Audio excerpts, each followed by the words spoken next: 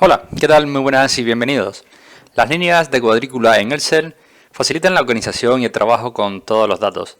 Les permite aplicar fórmulas y manipular datos de innumerables formas, pero puede haberse momentos en los que no necesites de estas líneas en cuadrícula. Por eso en este vídeo vamos a ver cómo podemos ocultar las líneas en cuadrícula en Microsoft Excel. Pues vamos a entrar a nuestro libro, que ya lo tenemos por aquí. Tenemos esta hoja como es normal en Excel. Si nos fijamos, todas estas vienen siendo las líneas en cuadrículas.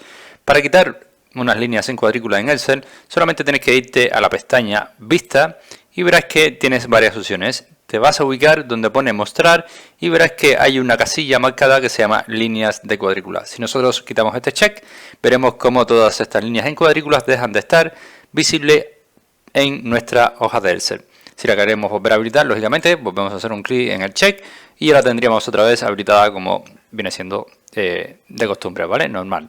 Por lo tanto, así de sencillo es ocultar las líneas en cuadrícula en Microsoft Excel. Espero que este vídeo te haya ayudado. Si es así, te invito a que me dejes tu like, suscríbete a este canal y por supuesto nos vemos en un siguiente vídeo.